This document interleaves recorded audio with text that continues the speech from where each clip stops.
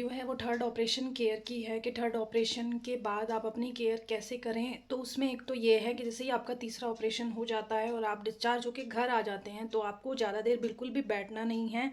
जितनी देर भी आप बैठेंगे तो फिर पिलो का सहारा, जिस टाइप से मैं बैठी हुई हूँ इस टाइप से पिलो का सहारा लेके और बैक को अपनी सपोर्ट देके इस तरह से आपको बैठना है। और ज़्यादा देर बैठना नहीं है, लेट के रहना है। कम से कम 15 दिन तो आपको रहना ही रहना है घर पे आने के बाद। 3 दिन वो अलग हुए हॉस्पिटल के, जो घर में आते हैं उसके बाद। अच्छा, उसके बाद आपको मतलब खांसी बहुत आती है तो उसके लिए क्या करना है, आपको स्टिचेस वाली जगह पर, जैसे यहाँ पर स्टिचेस होते हैं तो उस पर आपको एक पिलो रख लेना है। हल्का सा पिलो अगर आप रखेंगे ना तो आपको ज़्यादा परेशानी नहीं होगी, क्योंकि खांसी आती ही आती है। इस बहुत से केसेस में मैंने देखा है कि खांसी आती है, तो उसके लिए आप एक पिलो आप सहारा दे सकते हैं। जब भी आपको खांसी आए या छींक आए तब उसका सहारा दें और उससे आपको बहुत सपोर्ट मिलेगा।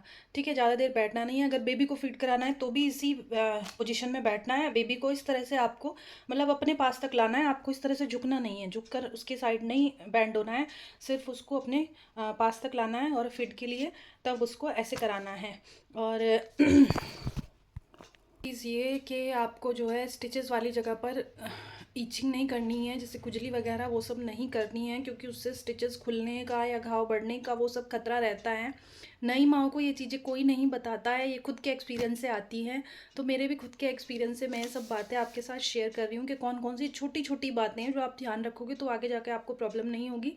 ये पिलो रख के बैठने वाली बात तो ऐसी है कि इससे आपको बिल्कुल भी कमर में दर्द, बैक पेन नहीं रहेगा।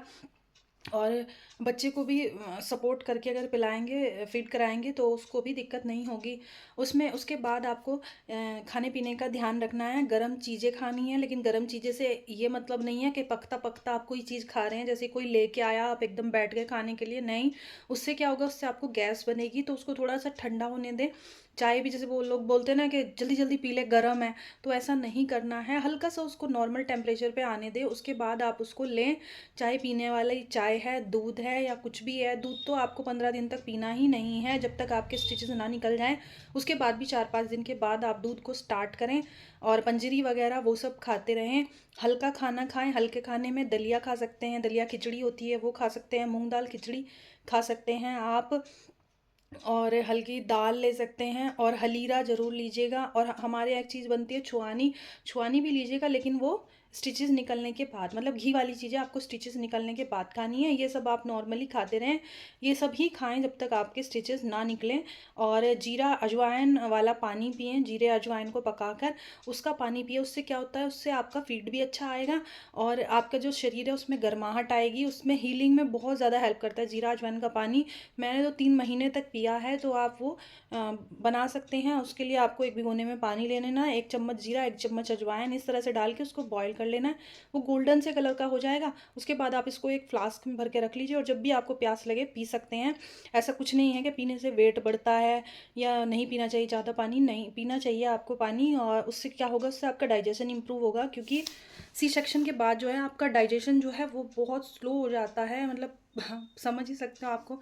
तो इस तरह से आपको पानी पीते रहना है। थोड़ा थोड़ा पीजिए, एक साथ मत पीजिए, थोड़ा थोड़ा पानी पीजिए। और वो सब मैंने आपको बता ही दिया है। रोस्टेड मखाना खा सकते हैं, मतलब बिना घी का, ऐसे ही रोस्ट करके तब खा सकते हैं। लेकिन घी का आप कब खाएंगे, स्टिचेस निकलने के बाद। 15 दिन के बाद आप धीरे धीरे सब स्टार्ट कर सकते हैं। तो ये थी कुछ बातें जो मैंने अपने एक्सपीरियंस से पाई हैं।